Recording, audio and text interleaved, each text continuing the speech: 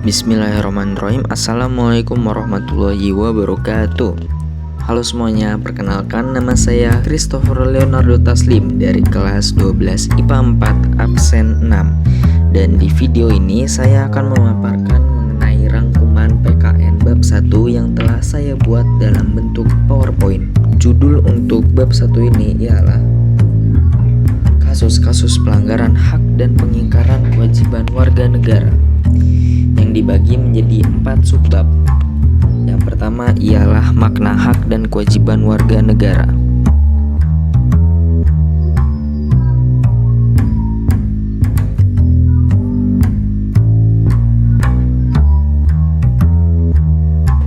Hak merupakan apa yang kita dapat peroleh. Hal tersebut dapat berbentuk kekuasaan atau kewenangan untuk melakukan sesuatu. Setiap hak yang diperoleh merupakan akibat dari dilaksanakannya kewajiban. Hak warga negara berbeda dengan hak asasi manusia, karena hak asasi manusia adalah hak yang melekat pada diri setiap manusia dan bersifat universal. Sementara hak warga negara adalah seperangkat hak yang melekat dalam diri manusia dalam kedudukannya sebagai anggota dari sebuah negara.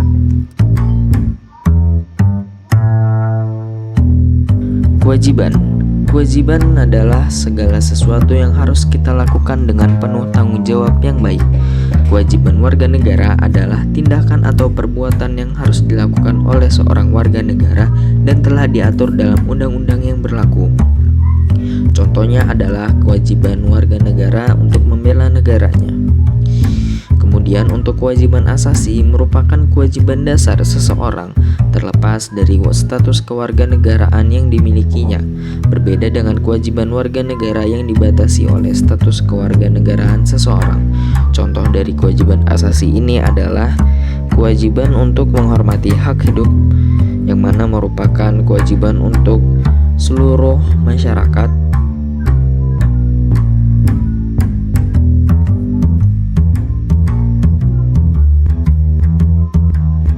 Maka dari itu, dapat kita simpulkan bahwa hak dan kewajiban merupakan dua hal yang berkaitan, sehingga memiliki hubungan sebab dan akibat. Oleh karena itu, hak dan kewajiban warga negara tidak dapat dipisahkan, karena bagaimanapun dari kewajiban itulah muncul hak dan begitu pula sebaliknya. Akan tetapi, sering terjadi pertentangan karena hak dan kewajiban yang tidak seimbang. Misalnya, seperti seorang warga negara yang berhak atas pekerjaan dan penghidupan yang layak, namun haknya tersebut masih belum terpenuhi dan warga tersebut masih belum merasakan kesejahteraan dalam menjalani kehidupannya. Kemudian kita berlanjut ke subbab yang kedua, yakni substansi hak dan kewajiban warga negara dalam Pancasila. Pancasila merupakan ideologi NKRI yang mengedepankan kemanusiaan. Pancasila menjamin hak manusia melalui nilai yang terkandung di dalamnya, dan nilai itu dikategorikan menjadi 3, yaitu nilai dasar, nilai praksis, dan nilai instrumental. Yang pertama akan kita bahas ialah nilai dasar. Nilai dasar berkaitan dengan hakikat kelima sila Pancasila, yaitu nilai ketuhanan, kemanusiaan, persatuan, kerakyatan, dan nilai keadilan. Nilai-nilai dasar ini bersifat universal, sehingga di dalamnya terdapat cita-cita dan tujuan, serta nilai-nilai yang bersifat baik dan benar. Dalam sila pertama, menjelaskan kewajiban warga negara untuk saling menghormati dan toleransi umat beragama satu sama lain.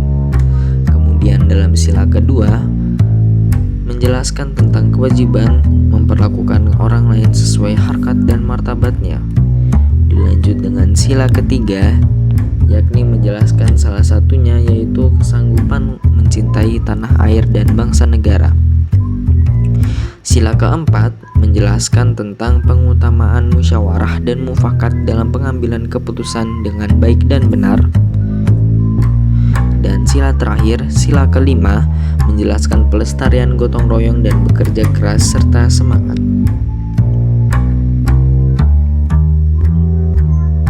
Berlanjut ke nilai selanjutnya, yaitu nilai instrumental. di mana terdapat 3 poin. Nilai instrumental merupakan nilai penjabaran dari nilai Pancasila dan berbentuk konstitusional seperti Undang-Undang Dasar 1945, dan dalam pasal 26 sampai 34 telah mengatur berbagai hak dan kewajiban warga negara, seperti hak atas kewarganegaraan yang tercantum dalam pasal 26 ayat 1 sampai 2 yang menjelaskan bahwa warga negara adalah orang Indonesia asli atau orang dari bangsa lain yang disahkan dalam undang-undang sebagai warga negara.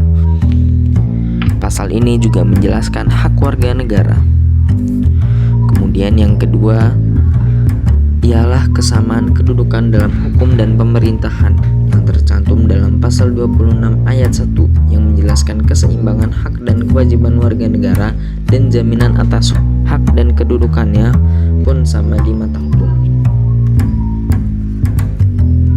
Dan hak atas penghidupan dan pekerjaan layak bagi kemanusiaan dalam pasal 27 ayat 2 yang menjelaskan bahwa tiap-tiap warga negara berhak atas pekerjaan dan penghidupan yang layak bagi kemanusiaan.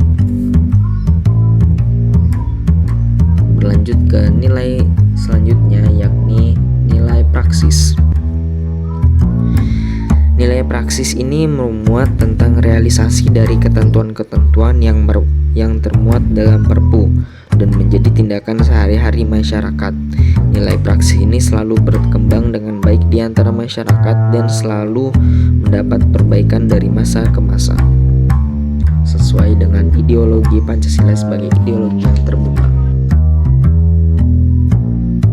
Dan sila pertama menjelaskan tentang saling menghormati kebebasan beribadah sesuai agama masing-masing.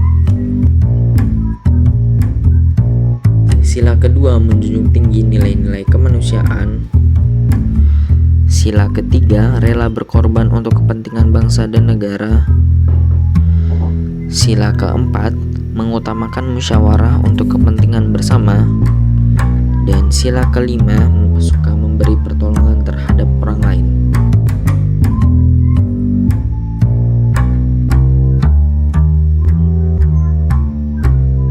Berlanjut ke subbab berikutnya, yakni kasus pelanggaran hak dan pengingkaran kewajiban warga negara.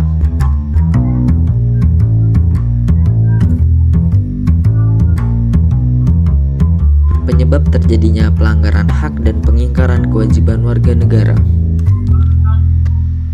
Pelanggaran hak warga negara merupakan akibat dari adanya kelalaian terhadap kewajiban, baik dilakukan oleh pemerintah ataupun warga negara.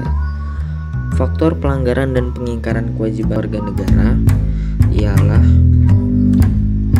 sikap egois dan intoleran, ketidaktegasan aparat penegak hukum, rendahnya kesadaran berbangsa dan bernegara, dan terakhir penyalahgunaan kekuasaan dan teknologi.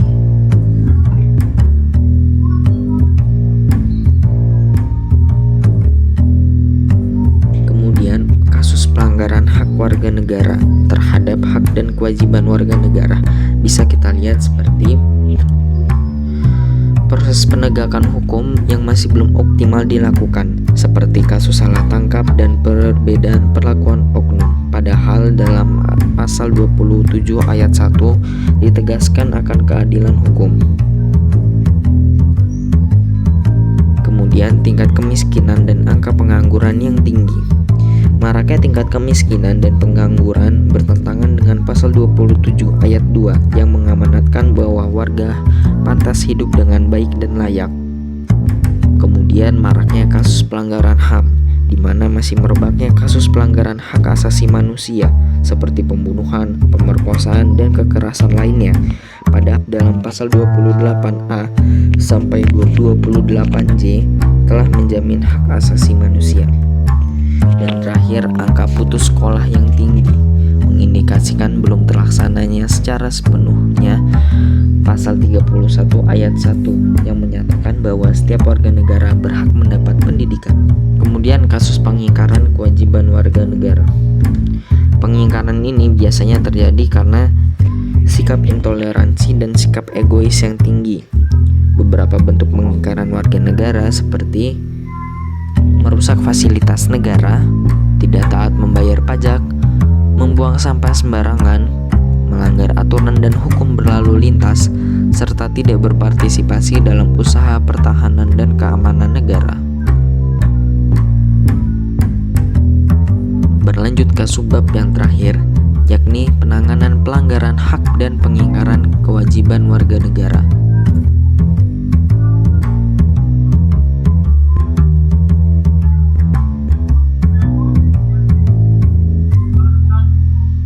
Upaya pemerintah dalam penanganan kasus pelanggaran hak dan pengingkaran kewajiban warga negara. Tindakan terbaik yang dilakukan penegak hukum adalah dengan mencegah timbulnya pelanggaran hak dan pengingkaran kewajiban warga negara. Berikut ini beberapa upaya pencegahan yang dilakukan untuk mengatasi berbagai kasus di atas, yakni supremasi hukum dan ditegakkannya demokrasi, pengoptimalan peran lembaga kenegaraan, meningkatkan kualitas pelayanan publik, meningkatkan sikap profesionalisme lembaga pertahanan negara dengan baik, dan yang terakhir, meningkatkan kerjasama harmonis antara kelompok dan antar golongan dalam masyarakat dengan baik.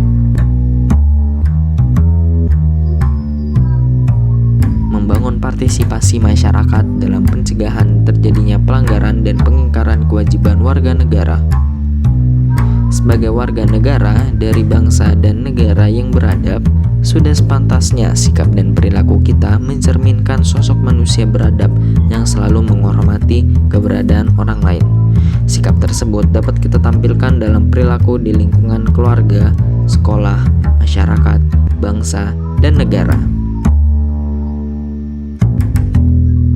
Sekian presentasi dari saya, atas kekurangannya mohon dimaafkan. Wabillahi taufiq wal hidayah. Wassalamualaikum warahmatullahi wabarakatuh.